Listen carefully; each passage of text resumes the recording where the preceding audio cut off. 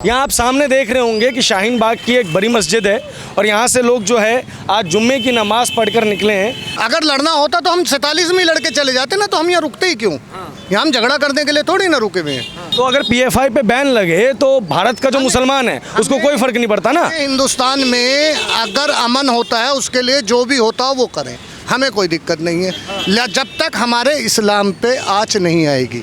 आप घुमा फिरा के बातें कर रहे हैं। घुमा फिरा के नहीं, मैं सीधा सवाल पूछ रहा हूँ। मैं तो सीधा सवाल पूछ। नहीं, मीडिया की आदत है कि घुमा फिरा के आप मुझसे क्या कहलवाना चाह रहे हैं, आप समझ रहे हैं? मैं आपसे कुछ कहलवाना नहीं चाह रहा। पैसे मिलते हैं, पैसे मिलते हैं, आप भी कोई काम करते होंगे, आपको भी उसके पैसे मिलते होंगे। जायज़ बात करो ना, आप जायज़ बात क्यों नहीं कर रहे? तो मैं कौन सी नाजायज बात की मैंने अब तक? आप एक बार शुरुआत से बोली, बहुत अच्छी बात बोल रहे थे। हिंदुस्तान की सबसे अच्छी बात यह है कि मुसलमान नमाज पढ़ता है और गैर मुस्लिम उसकी हिफाजत करता है पुलिस के रूप में। इससे ज़्यादा मोहब्बत और कहाँ मिलेगी बताओ? पूरी दुनिया में वाहिद एक मुल्क हिंदुस्तान है जहाँ पर ऐसी फैसिलिटी है। पाकिस्तान चले जाओ, दुबई चले जाओ, वहाँ पर भी ऐसी फैसिलिटी नहीं मिलेगी। सऊदी में भी चले जाओ, वहाँ भी मुसलमान नमाज़ पढ़ेगा तो मुसलमान ही हिफाजत करेगा।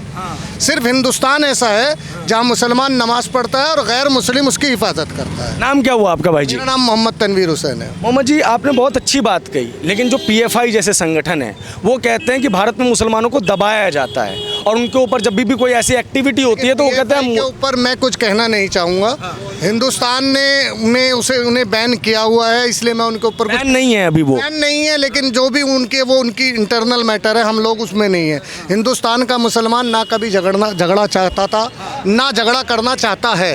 अगर चाहता होता तो 47 में ही हिंदुस्तान छोड़ के चला गया होता। वो हिंदुस्तान रुका ही इसीलिए था कि वो यहाँ रहना चाहता था। हमारे पास ऑप्शन था ना, हम हिंदुस्तानी बाई चॉइस हैं। हम हिंदुस्तानी बाई चॉइस है, हमारे पास चॉइस थी पाकिस्तानी होने की, लेकिन हमारे बड़े बूढ़े नहीं गए। तो पीएफआई जैसा संगठन क्यों कहता है कि वो मुसलमानों का रहनुमा है? वो कहता है, हम तो नहीं मानते ना। अच्छा, आप नहीं मानते? हम नहीं मानते। आप बताओ कभी देवबंद ने कोई ऐसा बयान दिया हो जिसे हम लोग मानते हैं, या बरेली जो हैं वहाँ से कोई ऐसा बयान आया हो? कभी अगर गए हों देवबंद में और आपने सुना होगा जो मौलाना अरशद मदनी हैं, कभी उनका जो बयान आपने देखा होगा, कोई ऐसा एक बयान बता दीजिए जो वो कहते हों, जिसमें वो कहते हों कि मुसलमान जो हैं वो हिंदुस्तान में नहीं रहना चाहते। अब पीएफआई क्या कहता है उसके लिए तो हम जिम्मेदार नहीं है ना। 10-20 लोगों के लिए तो पूरे के पूरे हिंदुस्तानियों को नहीं, मुसलमानों को नहीं कर सकते ना आप। बहुत बढ़िया बात बोली आपने। मैं एक और चीज़ पूछना चाहूँगा आपसे। पीएफआई का एक डॉक्यूमेंट मिला था पटना से, उसमें वो कहते हैं कि अगर भारत का 10% मुसलमान उनका साथ दे दे तो वो गजवाए हिंद का सपना पूरा कर लेंगे। भाई वो पीएफआई वाले, वो हम उनके बारे में क्या कह सकते हैं? आप लोग खंडन करते हैं ना? नहीं, हम तो इस बात के खिलाफ ही है। अगर लड़ना होता तो हम 47 में ही लड़के चले जाते ना, तो हम यहाँ रुकते ही क्यों? यहाँ हम झगड़ा करने के लिए थोड़ी ना रुके हुए हैं। भाई हम यहाँ पर सारे काम कर रहे हैं, एजुकेशन हम यहाँ से ले रहे हैं, पढ़ाते भी यहीं हैं। हमें बताओ, हम वोट नहीं देते क्या? वोट देते हैं ना। वोट देते तो यहाँ की सरकार भी हम लोग ही चुनते हैं ना।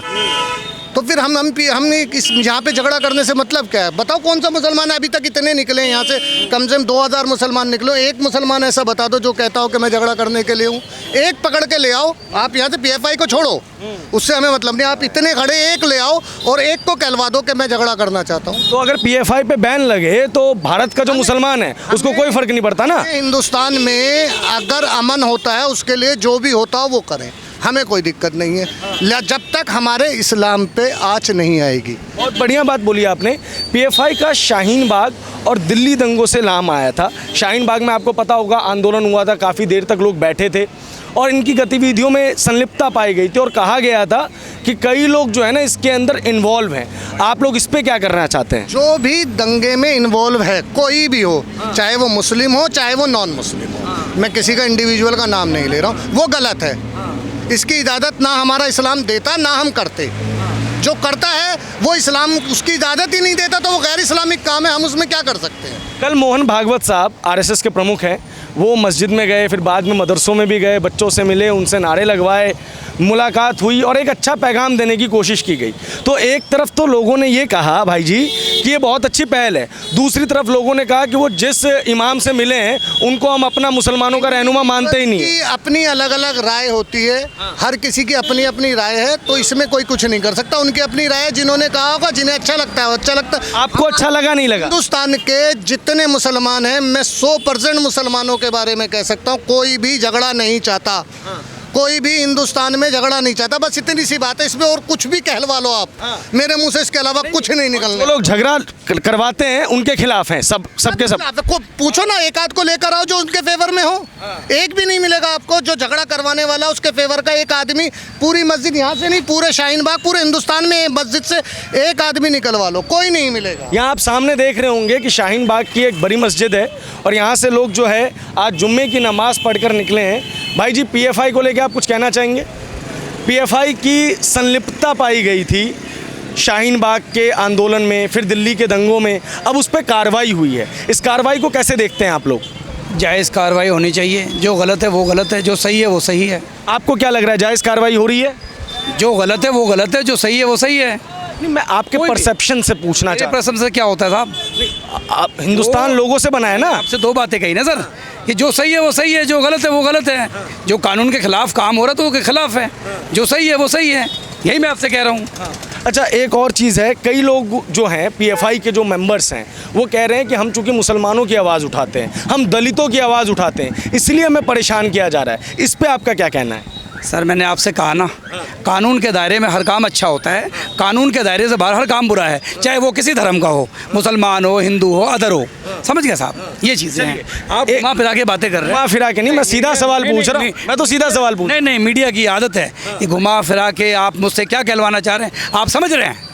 मैं आपसे कुछ कहलवाना नहीं चाह रहा। पैसे मिलते हैं, पैसे मिलते हैं, आप भी कोई काम करते होंगे, आपको भी उसके पैसे मिलते जायज़ होंगे। बात करो ना, आप जायज़ बात क्यों नहीं कर रहे? तो मैं कौन सी नाजायज़ बात की मैंने अब तक? आप यस एंड नो में बात करें ना, आप मुझसे डिप्लोमेट, no में बात देखिए, करें, यस और नो, diplomatic बातें कर रहे हैं। हाँ तो डिप्लोमेटिक ही बातें करेंगे तभी तो चीज़ें आपका निकलेंगी ना। सवाल गलत है। क्या गलत है? आप यस एंड नो में बात करें, जो गलत है, कानून के दायरे में हर काम अच्छा होता है, कानून को हम मानते हैं, बात खत्म।